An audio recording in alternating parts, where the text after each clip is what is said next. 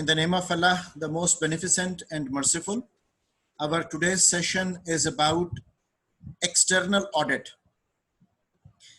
We are going to cover a couple of analyses under this heading, which would include pestle analysis.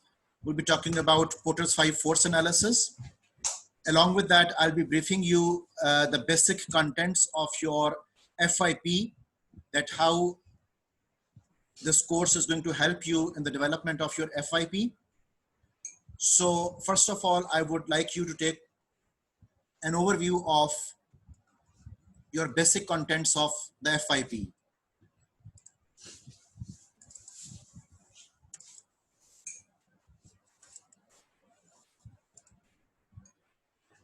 This is the document which would be shared with you related to your FIP.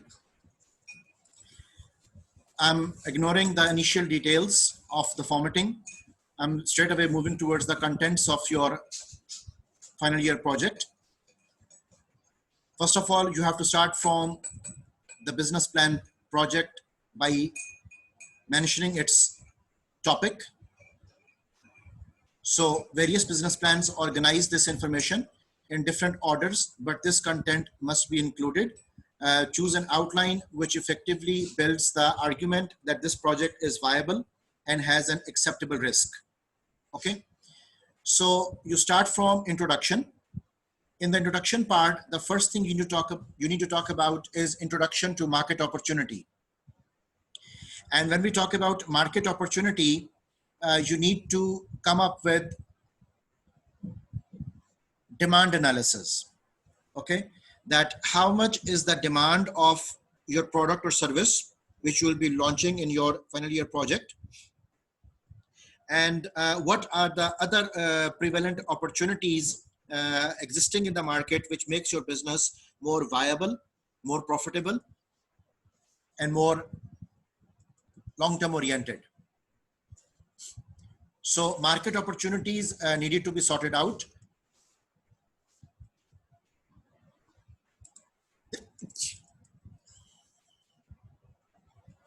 For that purpose, you may have to conduct a questionnaire.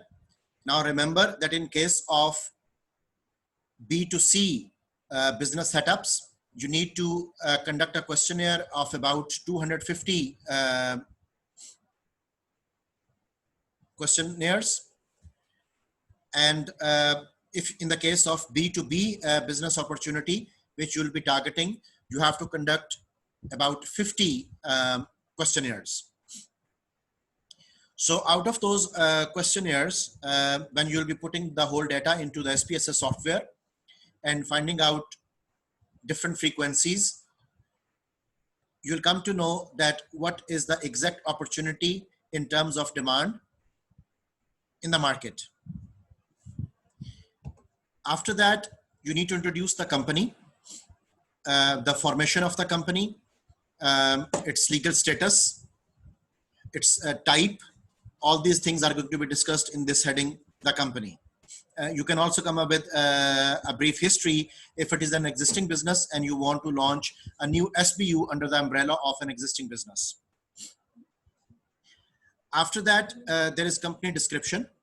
And this company description, it is required कि आप types of business and legal structure बताएं. वो partnership है, sole proprietor है, जो भी आप उसका legal structure develop करोगे, उसके हवाले से आपको एक proof भी show करना पड़ेगा. That proof can be in form of some stamp paper. Afterwards, you need to talk about vision and mission statements. And you have to critically analyze your statements as well. Then core values, and you have to develop the value statement as well. Then you have to talk about business model. Business model is a technical word. इसका मतलब होता है कि how would you generate money? आप पैसा कैसे generate करोगे? ठीक है? इसमें 3 मेन बातें डिस्कस की जाती हैं: revenue, cost and profit. ठीक है? आपका source of revenue क्या होगा? आपका overall cost structure कितना है? And how much profit do you expect as a difference between the revenue and the cost? So business model, technically defined, basically means how would you generate money in the business? Okay. Now business model को elaborate करने के लिए हमारे पास एक document होता है which is known as business model canvas. आपको मैं बिजनेस मॉडल कैनवस अब शो कर रहा हूं।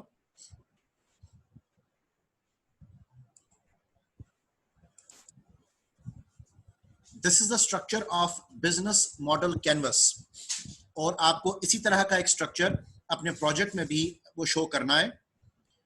और याद रखिएगा कि आपका प्रोजेक्ट जो आप डेवलप करो वो आइडियल नेचर का नहीं होना चाहिए, वो प्रैक्टिकल नेचर का होना चाहिए।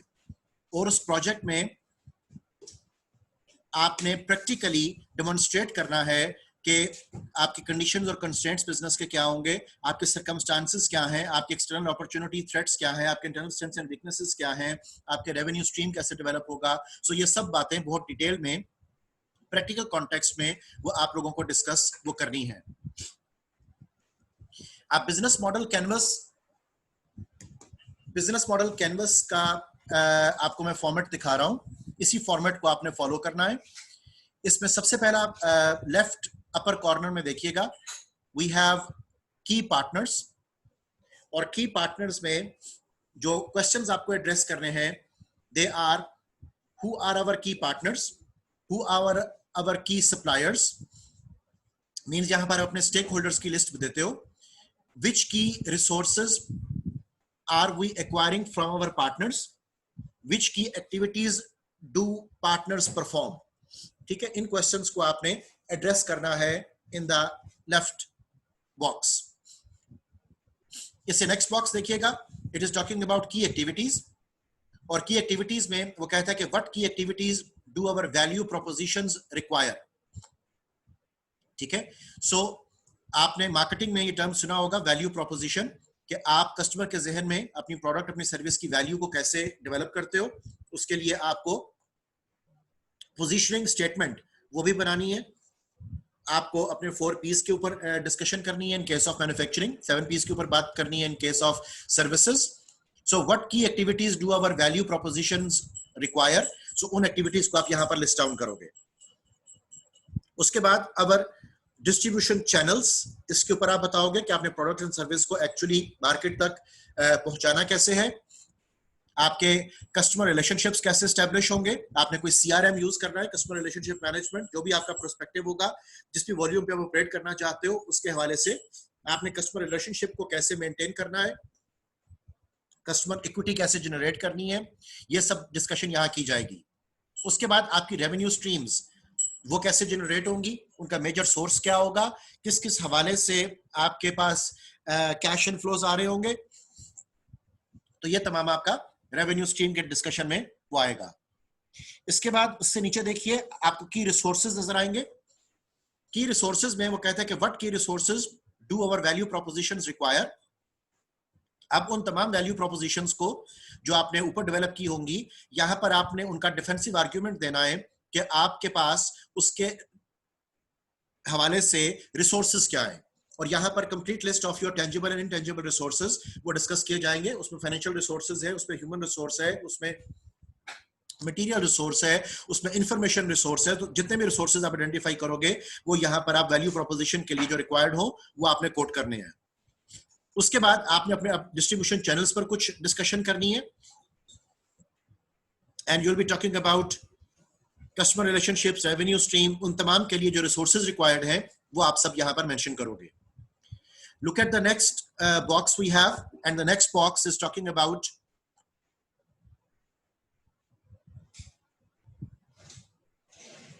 value propositions. So in that case it is saying कि what value do we deliver to the customer।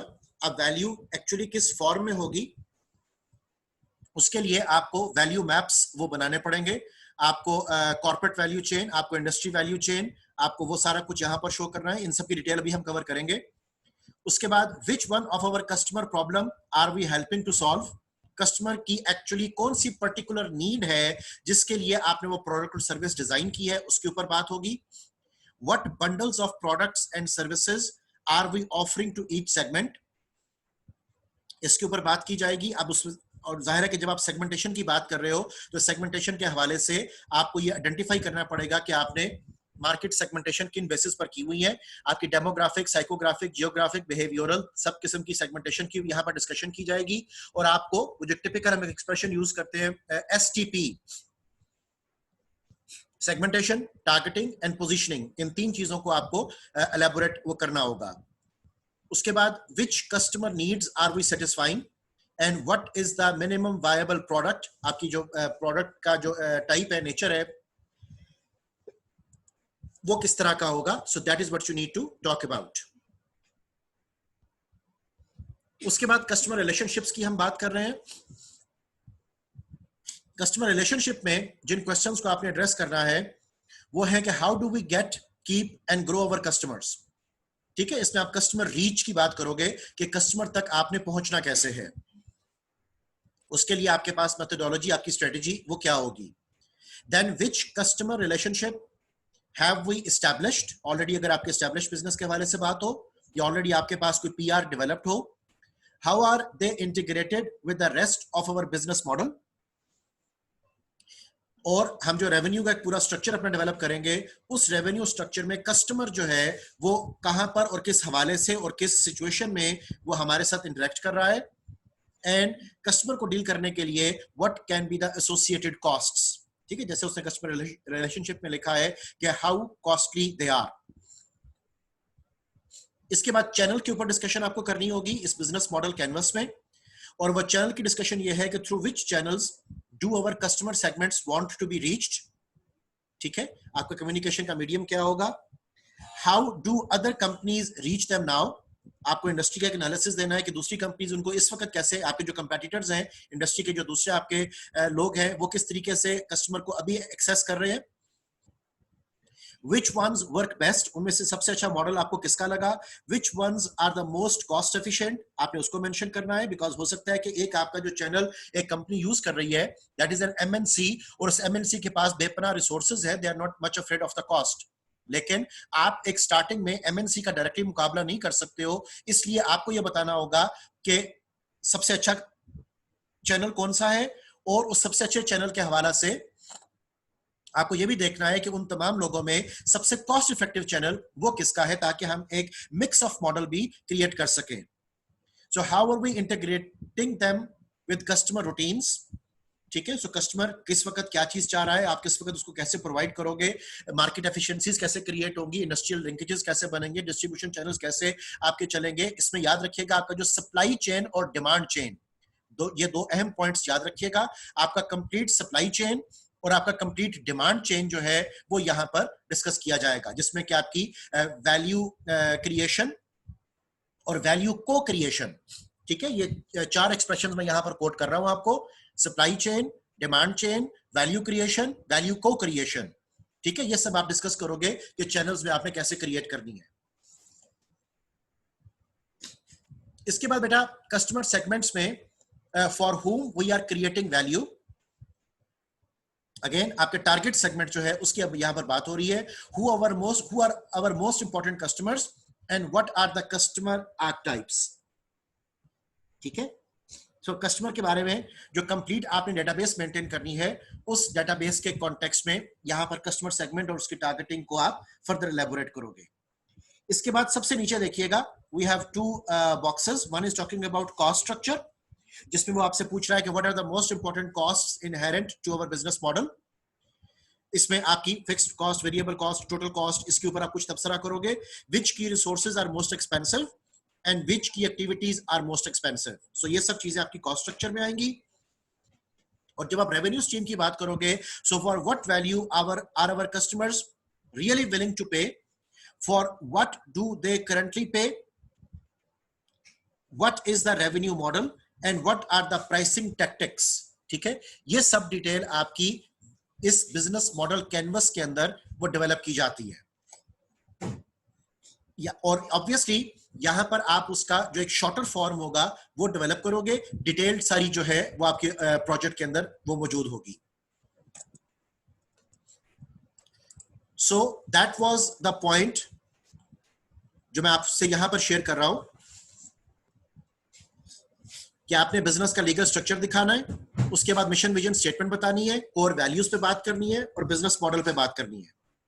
1 minute के लिए जरा अब हम एक ब्रेक कर रहे हैं.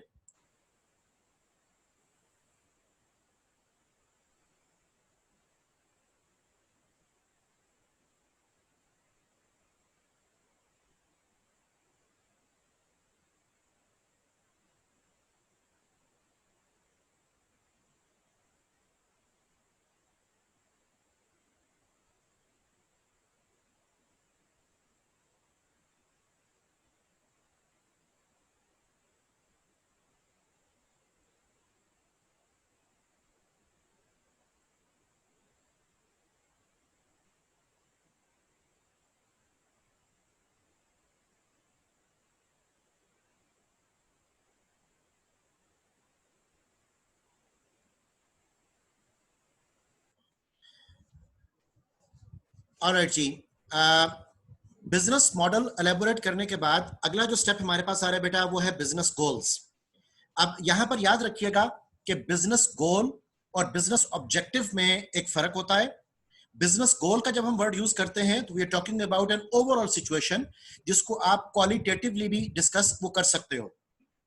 लेकिन जब आप बिजनेस ऑब्जेक्टिव्स की बात करोगे तो that has to be smart, और हम उसकी 3 टाइप्स बनाएंगे जो जिसमें कि आपको मैंने पहले भी बताया था, स्ट्रेटेजिक, फाइनेंशियल एंड ऑपरेशनल. ठीक है, तो बिजनेस ऑब्जेक्टिव्स हमेशा आपके स्मार्ट होंगे और वो strategic, financial and operational categories में डिवाइड किए जाएंगे. जबकि जब हम वर्ड यूज कर रहे हैं बिजनेस गोल्स की तो that can be an overall goal that you want to develop, you want to progress, you want to lead. So इस तरह के जो एक्सप्रेशंस हैं they are the business goals. इसके बाद आपके एफआईपी में relevant certifications and legal licences के ऊपर बात हो रही है कि आपको अपना बिजनेस रजिस्टर करवाने के लिए किस किस्म के सर्टिफिकेशंस की जरूरत होगी, किस किस्म की लीगल रिक्वायरमेंट्स होंगी. सो ये तमाम चीजें आपकी यहां पर कवर होती हैं. उसके बाद बेटा मैनेजमेंट एंड ओनरशिप के ऊपर कुछ बात की जा रही है. इसमें board of directors and rational for members की बात हो रही है. लेकिन board of directors, board of governors, ये वर्ड हम उस वक्त यूज करते हैं जब आप कोई कॉर्पोरेशन लॉन्च कर रहे हो. लेकिन अगर आप एक simple sole proprietor business launch कर रहे हो या एक स्मॉल पार्टनरशिप बिजनेस लॉन्च कर रहे हो तो वहां पर बेटा बोर्ड ऑफ डायरेक्टर्स का वर्ड आप यूज नहीं करते हो. वहां पे आप simply top management, director, chairman, इस तरह का एक्सप्रेशन, सीईओ, आप इस तरह का एक्सप्रेशन जो है वो यूज कर सकते हो. सो हायरार्की आपने लॉजिकली और रैशनली डेवलप करनी है. इसी तरह आपका management staff structure, key managers और future additions to the current management team. For example आपको 3 से 5 साल का प्लान वो अपना बनाना होता है. तो 3 से 5 साल में हर माली साल में कौन से नए लोगों का इजाफा किया जाएगा, ये सब चीजें आपकी future addition to the current management team में वो डिस्कस होता है. इसके बाद बेटा हमारा स्ट्रेटेजिक प्लान अब टॉपिक आ रहा है. और स्ट्रेटेजिक प्लान में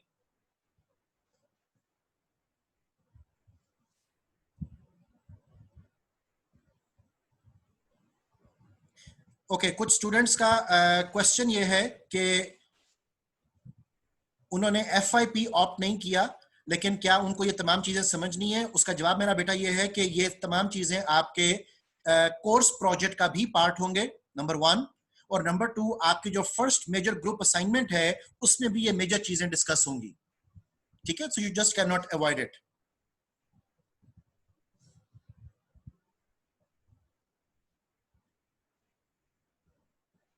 वकार हसन, आई होप के I have answered your Curie.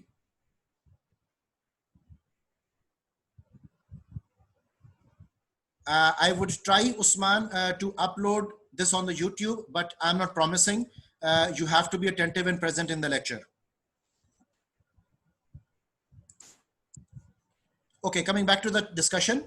Strategic plan में हमारे पास external assessment, environmental scanning, इसका टॉपिक शुरू होता है जो आज के हमारा चैप्टर भी है. और उसमें significant factors in the macro environment, इसके ऊपर बात होगी. पेस्ट एनालिसिस पे हम बात करेंगे. फिर पेस्ट इंपैक्ट मैट्रिक्स ये आपको डेवलप करनी है. एक्सटर्नल फैक्टर इवैल्यूएशन मैट्रिक्स ये हम डिस्कस करेंगे कि कैसे डेवलप की जाती है. और उसके साथ साथ ही obviously clear statement of the opportunities and threats ये आपका डेवलप किया जाएगा. उसके बाद इंडस्ट्री ओवरव्यू एंड एनालिसिस का पार्ट आता है स्ट्रेटेजिक कॉन्टेक्स्ट में. इसमें हिस्ट्री ऑफ द इंडस्ट्री, इसके ऊपर हमारी डिस्कशन होगी. साइज ऑफ द इंडस्ट्री ये भी आपके चैप्टर का पार्ट है. The trend where the industry is expected to be in 5 years, future forecasting के हवाले से हम देखेंगे। The key players in the industry, आपके जितने भी कंपेटिटर्स हैं, वो चाहे एमएनसीज हैं, चाहे वो नेशनल लेवल फर्म्स हैं या लोकल लेवल फर्म्स हैं, स्मॉल मीडियम एंटरप्राइजेस हैं, उसके ऊपर बात होगी। पोर्टर्स 5 इंडस्ट्री एनालिसिस वो हम डिटेल में करेंगे, जो कि आपके चैप्टर का भी पार्ट है। पोर्टर्स 5 इंपैक्ट मैट्रिक्स आपको ये डेवलप करनी है। कंपेटिटिव स्ट्रेंथ्स एंड वीकनेसेस, वो हम एक कंपेटिटर इंटेलिजेंस एक टॉपिक डिस्कस करेंगे, जहां से हमारे पास कंपेटिटर की स्ट्रेंथ्स एंड वीकनेसेस आएंगी। उसके बाद सीपीएम कंपेटिटिव प्रोफाइल मैट्रिक्स, ये हमारे पास एक बहुत इंपॉर्टेंट टॉपिक है जो हमने इस चैप्टर में भी डिस्कस वो करना है। स्ट्रेटेजिक कंसर्न में जो सेकंड इंपॉर्टेंट पार्ट होगा, that would be related to internal plan. ठीक है, ये हमारा चैप्टर नंबर 4 है, इंटरनल प्लान, जिसमें हम इंटरनल ऑडिट कंडक्ट करेंगे। आपको मैं इस वक्त वो भी थोड़ा सा ब्रीफ कर देता हूं, क्योंकि जाहिर है इंटरनल ऑडिट और एक्सटर्नल ऑडिट इन दोनों चीजों ने सीक्वेंस में चलना है, और ये दोनों आपके phase 1 and phase 2 major assignments भी हैं इस कोर्स की। सो इंटरनल प्लान में will be talking about clear statements of strengths and weaknesses, smart business objectives for 5 years। अब ये बड़ा इंपॉर्टेंट याद रखिएगा, ऊपर आपने डिस्कस किया था बिजनेस गोल्स, अब यहां पर पहुंचकर आप मेंशन करोगे कि आपके स्मार्ट बिजनेस ऑब्जेक्टिव्स अगले 3 से 5 साल के वो क्या हैं। ठीक है, उसमें स्ट्रेटेजिक ऑब्जेक्टिव्स, फाइनेंशियल ऑब्जेक्टिव्स और ऑपरेशनल ऑब्जेक्टिव्स ये सेपरेटली डिस्कस एंड एलैबोरेट वो किए जाएंगे। एक बात का यहां पर ख्याल रखिएगा कि जब आप स्मार्ट बिजनेस ऑब्जेक्टिव्स का डिस्कशन करोगे, फाइनेंशियल, ऑपरेशनल और स्ट्रेटेजिक, तो उन्हीं ऑब्जेक्टिव्स ने आगे चलकर ब्रेक डाउन होना है into marketing objectives, financial objectives, HR objectives, production objectives, जितने भी आपके फंक्शनल एरियाज हैं उनके ऑब्जेक्टिव्स में। मैं फिर से बात को रिपीट कर रहा हूं बेटा, जो आपके बिजनेस ऑब्जेक्टिव्स डिसाइड किए जाएंगे 5 साल के, उन्हीं ऑब्जेक्टिव्स ने आगे चलकर ब्रेक डाउन होना है फाइनेंशियल ऑब्जेक्टिव्स में, मार्केटिंग के ऑब्जेक्टिव्स में, एचआर के ऑब्जेक्टिव्स में, प्रोडक्शन के ऑब्जेक्टिव्स में। ठीक है, तो आपके जो ऑब्जेक्टिव्स हैं उनके दरमियान एक बड़ा क्लियर लिंकेज वो होना चाहिए। फॉर एग्जाम्पल, अगर आप ये कहते हो कि जी हमने फाइनेंस डिपार्टमेंट के अंदर अपना ऑब्जेक्टिव सेट किया है कि हम अगले माली साल में 3% इंक्रीज इन रेवेन्यू करेंगे और 2% डिक्रीज इन कॉस्ट करेंगे। अब ये जो आपका 3% इंक्रीज इन रेवेन्यू और 2% इंक्रीज इन कॉस्ट है, डिक्रीज इन कॉस्ट है, ये चीजें बेटा आपके बिजनेस ऑब्जेक्टिव्स के अंदर नजर आनी चाहिए। ठीक है, अगर आप कहते हो कि जी हमारा बिजनेस ऑब्जेक्टिव जो है वो ये है कि हमने अपनी प्रोडक्शन को अगले माली साल में 2.3% इंक्रीज करना है as per the demand of the customers in the market. ठीक है, तो अब आपका जो प्रोडक्शन वॉल्यूम होगा वो उसी तनासुब से इंक्रीज करेगा जो आपने बिजनेस ऑब्जेक्टिव के तौर पर डिसाइड किया होगा। सो रिमेंबर कि आपने बहुत क्लियरली इस बात को सोचकर लिखना होगा कि आपके अगले 3 से 5 साल के बिजनेस ऑब्जेक्टिव्स क्या हैं, बिकॉज उन्हीं ऑब्जेक्टिव्स ने आगे फंक्शनल ऑब्जेक्टिव्स में डिवाइड वो होना है। इसके बाद बेटा आप इंटरनल ऑडिट में जब आपने स्ट्रेंथ्स एंड वीकनेसेस कैलकुलेट कर ली, तो फिर आप पोर्टर्स जेनेरिक स्ट्रेटजीज की बात करोगे। पोर्टर्स जेनेरिक स्ट्रेटजीज आज हम लेक्चर में भी डिटेल में देखेंगे। आपको मैं वैसे हिंट के लिए बता रहा हूं कि पोर्टर्स जेनेरिक स्ट्रेटजीज में आपकी 3 स्ट्रेटजीज होती हैं, कॉस्ट लीडरशिप, डिफरेंशिएशन और फोकस। ठीक है, ये 3 आपके पास स्ट्रेटजीज होती हैं जिनको हम पोर्टर्स जेनेरिक स्ट्रेटजीज का नाम वो देते हैं। मैं फिर से रिपीट कर रहा हूं, कॉस्ट लीडरशिप, डिफरेंशिएशन और फोकस। ठीक है, ये आपका पार्ट है जो कि आपके प्रोजेक्ट के अंदर स्टार्टिंग के तौर पर मेजरली काउंट किया जाता है। अब इसी से जो आप स्ट्रेटेजिक अपने इस पार्ट में सारी चीजें डिफाइन करोगे, यहीं से आपका ड्राइव होना है मार्केटिंग प्लान। और मार्केटिंग प्लान की डिटेल में अभी आपसे डिस्कस नहीं कर रहा हूं, ये आपका जो सुपरवाइजर होंगे वो आपसे डिस्कस करेंगे। लेकिन मार्केटिंग प्लान में पहला पॉइंट देखिए, जैसे लिखा हुआ है स्मार्ट मार्केटिंग ऑब्जेक्टिव्स। तो अब ये स्मार्ट जो मार्केटिंग ऑब्जेक्टिव्स हैं ये ड्राइव हो रहे होंगे आपके बिजनेस ऑब्जेक्टिव से। ठीक है, और उससे पहले जाहिर आपके पास कंज्यूमर रिसर्च और मार्केटिंग स्ट्रेटजी के ऊपर डिस्कशन जो है वो मौजूद होनी चाहिए। ठीक है, सो मार्केटिंग प्लान ये आपका सारा डिस्कस किया जाएगा। मार्केटिंग प्लान के बाद ऑपरेशनल प्लान। अब ऑपरेशनल प्लान में सबसे पहला पॉइंट देखिए, smart supply chain, production, distribution objectives. अब जब आपने supply chain, production and distribution objectives बनाने हैं तो जाहिर है कि supply chain, production and distribution के ऑब्जेक्टिव्स ऊपर जो आपने ऑपरेशनल ऑब्जेक्टिव डिफाइन किए होंगे ये वहां से ड्राइव हो रहे होंगे। ठीक है, सो आपका ऑपरेशनल प्लान, प्रोडक्ट, सर्विसेज, इसके ऊपर बात हो रही है। इसके बाद बेटा अगर आप सर्विसेज लॉन्च कर रहे हो रादर देन मैन्युफैक्चरिंग, तो उसके केस में ये डिटेल आपसे डिमांड की जाएगी। उसके बाद बेटा ह्यूमन रिसोर्स प्लान हम डेवलप करेंगे, और ह्यूमन रिसोर्स प्लान में भी पहला पॉइंट देखिएगा, यहां पर लिखा हुआ है smart human resource plan objectives. ठीक है, so human resource plan objectives जो हैं ये भी आपके बिजनेस प्लान ऑब्जेक्टिव से ही वो ड्राइव हो रहे होंगे। इसके बाद आपको फाइनेंशियल प्लान अपना डेवलप करना है, और फाइनेंशियल प्लान की भी पहली हेडिंग देखो, स्मार्ट फाइनेंशियल ऑब्जेक्टिव्स। तो ऊपर आपने जो बिजनेस के फाइनेंशियल ऑब्जेक्टिव डिफाइन किए होंगे वहीं से ड्राइव आपके फाइनेंशियल ऑब्जेक्टिव्स फाइनेंस डिपार्टमेंट के लिए भी वो हो रहे होंगे। इसमें ब्रेक इवन एनालिसिस, पे back period, discounted pay back, internal rate of return, NPV, profitability index, बहुत सारी चीजें हैं जो आपको कैलकुलेट वो करनी होती हैं। और उस कॉन्टेक्स्ट में बेटा आपको अगले कम से कम 3 साल की प्रोजेक्टेड स्टेटमेंट्स जो है, income statement, balance sheet, cash flow statements, ये सब कुछ डेवलप वो करना है। ठीक है जी, तो ये आपका टीनी मिनी प्रोजेक्ट है, जिस टीनी मिनी प्रोजेक्ट को आप लोगों ने as your group effort, group synergy, वो towards the end of the semester वो अकम्प्लिश करना है।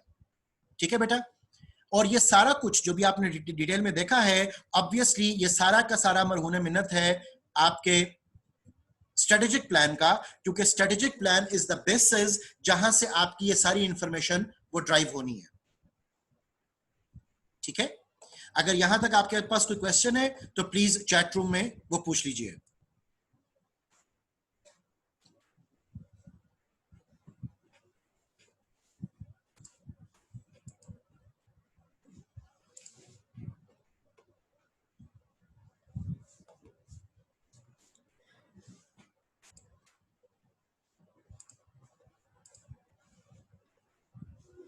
ओके डियर, अब कुछ बहुत इंपॉर्टेंट डॉक्यूमेंट्स हैं जिन डॉक्यूमेंट्स की आपको थ्रू आउट द सेमेस्टर और अपने एफआईपी के लिए भी और कोर्स के लिए भी वो बार बार जरूरत होगी।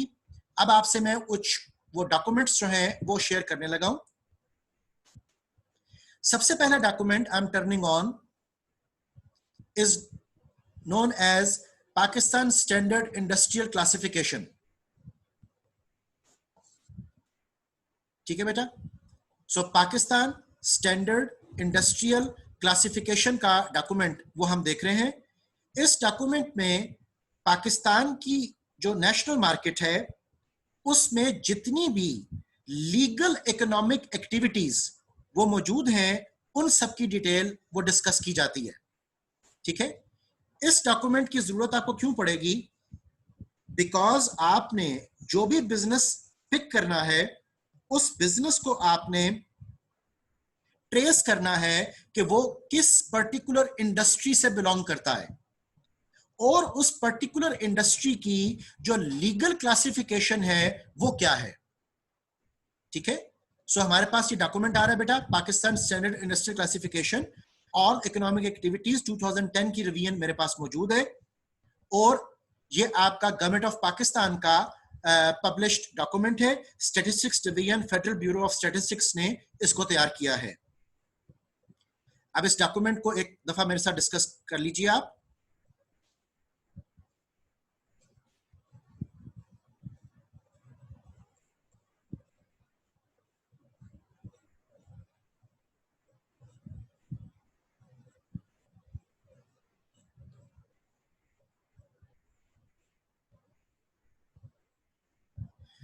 ओके डियर, ये हमारे पास इसके मेजर टेबल ऑफ कंटेंट्स हैं। इन टेबल ऑफ कंटेंट्स में सबसे पहले introduction, the underlying principles of the classification, broad structure, detail structure, explanatory notes and sub classes, इसके ऊपर कुछ डिस्कशन की गई है। उसके बाद पाकिस्तान में जितनी भी लीगल इकोनॉमिक एक्टिविटीज हैं उन तमाम लीगल इकोनॉमिक एक्टिविटीज को यहां पर क्लासिफाई किया गया है इंडस्ट्री वाइज। ओके, सो सबसे पहला सेक्टर जो हमारे पास आ रहा है that is agriculture, forestry and fishing. इसके बाद माइनिंग एंड क्वेरिंग, उसके बाद manufacturing, electricity, gas, steam, air conditioning supply, water supply, sewerage, waste management, construction, wholesale and retail trade, transportation and storage, accommodation and food services, information and communication, financial and insurance activities, real estate activities, professional, scientific, technical activities, administrative and support service activities, public administration and defense, education, human health and social work activities, arts, entertainment and recreation, other service activities, activities of households as employers, undifferentiated goods and services, activities of extraterritorial organizations and bodies. ये हमारे पास categories हैं पाकिस्तान में जितनी भी legal economic activities हैं उनकी, ठीक है।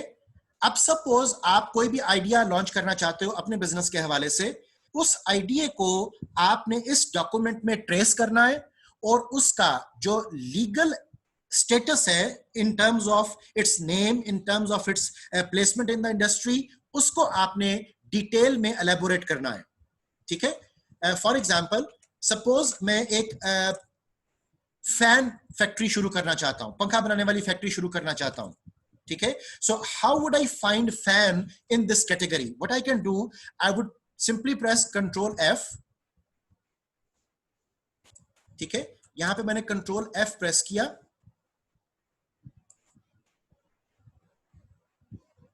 और यहां पर जाकर बेटा मैं टाइप कर रहा हूं फैन, ठीक है।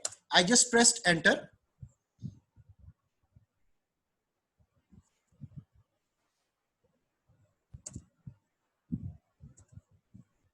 अभी वो इन्फेंट फॉर्मूला लोकेट कर रहा है, but I have to reach to the fans. Okay, so ये देखिएगा कि अब मेरे पास एक क्लास अवेलेबल हुई है। अगर आपको स्लाइड के ऊपर अपने ये स्क्रीन शेयर के ऊपर हाईलाइटेड नजर आ रहा हो, यहां पर ये 275 जो लिखा हुआ है कैपिटल में, इसके ऊपर देखिएगा जहां पे मेरा माउस कर्सर मूव कर रहा है, यहां पर लिखा हुआ है this class excludes manufacturing of ceiling fans, ठीक है। सो ये एक्सक्लूड चूंकि कर रहा है, देयरफॉर ये मुझसे डायरेक्टली रिलेटेड नहीं है, ठीक है। So I again press enter. Bath fans भी एक्सक्लूड कर रहा है, सो ये मेरी कैटेगरी में नहीं है। यहां पर मेरे पास अब कैटेगरी आ रही है 2750। यहां पे वो बात कर रहा है बेटा manufacture of domestic appliances, okay. अब इसकी डिटेल को पढ़कर देखो, दिस क्लास इंक्लूड्स, अब ऊपर वाला मैंने क्यों नहीं पिक किया था, बिकॉज वहां पर वो बात कर रहा था एक्सक्लूड, यहां पे वो बात कर रहा है इंक्लूड, ठीक है। So I will pick this one.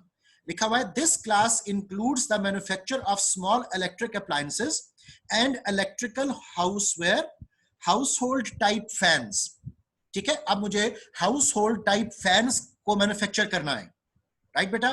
तो अब मेरी क्लास कौन सी होगी, इसका नंबर नोट करो, लिखा हुआ है 2750, ठीक है। अब 2750 जो क्लास है वो किसकी सब क्लास है, उसकी सब क्लास का बेटा नाम ऊपर लिखा हुआ है 275, जो कि लिखा हुआ है मैन्युफैक्चर ऑफ डोमेस्टिक अप्लायंसेस।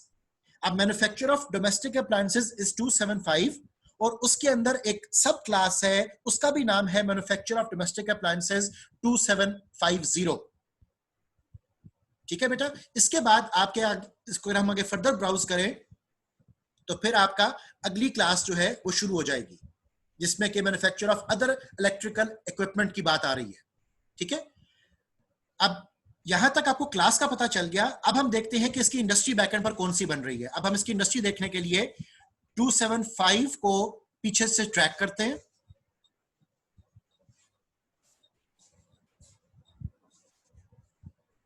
तो बेटा मेरे पास जो पिछला स्टेप इसका आ रहा है वो है 27, ठीक है। मैं आपको सीक्वेंस फिर से बता रहा हूं। पहले हमने देखा 2750 जहां पर हमें फैन का मैन्युफैक्चरिंग पता चला, वहां से 2750 से मैंने ट्रैक किया 275 और 275 से मैं पीछे ट्रैक कर रहा हूं। तो मेरे पास जो इंडस्ट्री मेरी बन रही है that is manufacture of electrical equipment, उसका नंबर है 27। याद रखिएगा कि आपने अपने FYP में ये सारे नंबर्स के साथ अपनी इंडस्ट्री की ट्रैकिंग वो बतानी होती है। यहां पर हमारा जूम मीटिंग टाइम खत्म हो रहा है, अगली मीटिंग में आपसे राब्ता होता है, इमीडिएटली अगली मीटिंग को ज्वाइन कीजिएगा, आपको मैं लिंक भेज रहा हूं।